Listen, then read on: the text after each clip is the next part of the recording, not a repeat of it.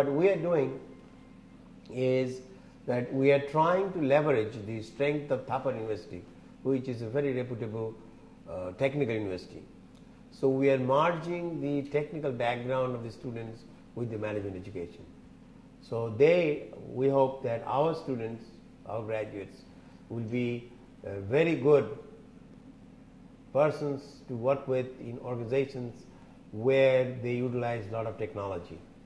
And by technology, I don't just mean the information technology, but rather any kind of technology. They primarily learn management, and there is a technology to facilitate all management approaches, practices. So that is the difference we have. And we will develop the managers who are technology savvy. And I believe that more and more you will see you need the managers who are technology savvy, at the same time also very conversant with the management policies, tools and techniques.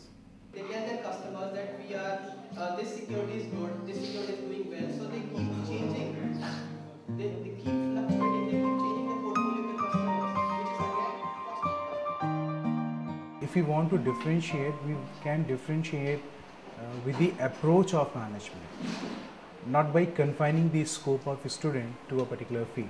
Now everything is technology driven, and it's more important to manage the technology. So Thapar is well-known brand in technical arena.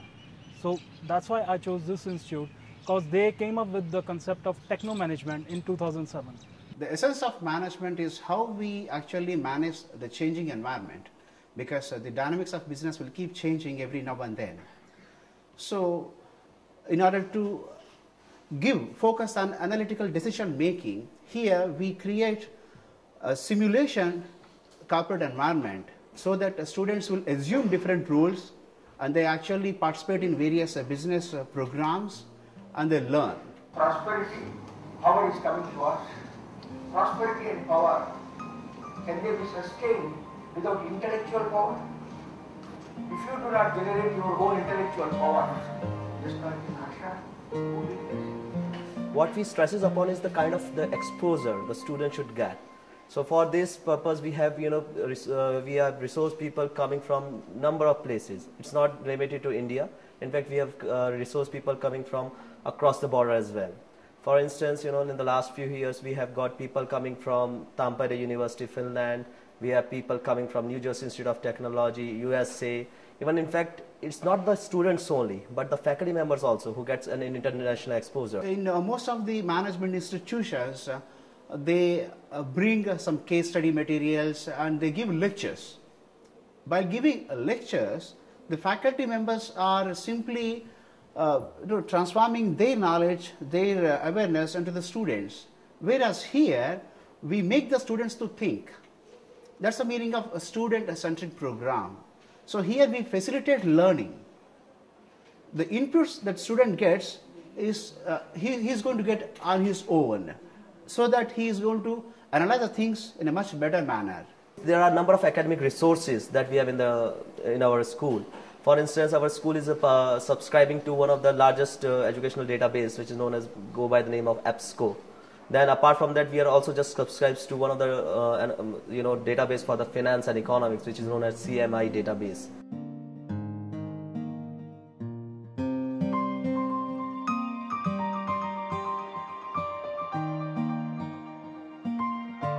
Thapar has an advantage over other B schools in a way that here the atmosphere is much more relaxed. You get the freedom to do what you want to do. Your guide, your supervisor, your faculty are very supportive. They help you in whatever you want to do. They have good contacts with the experts of the field, not only in academics but also the practitioners, right? Here the way of teaching is totally different. Like they are dealing with the live cases, the management development programs, a lot of things are going over here. The management activities, I also participated and I was the event organizer in the last event.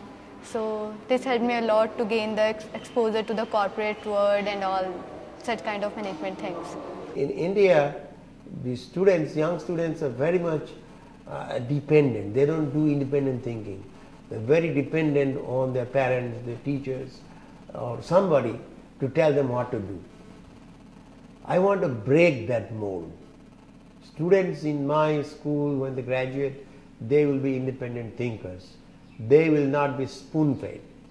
but they can think for themselves. They can take the lead.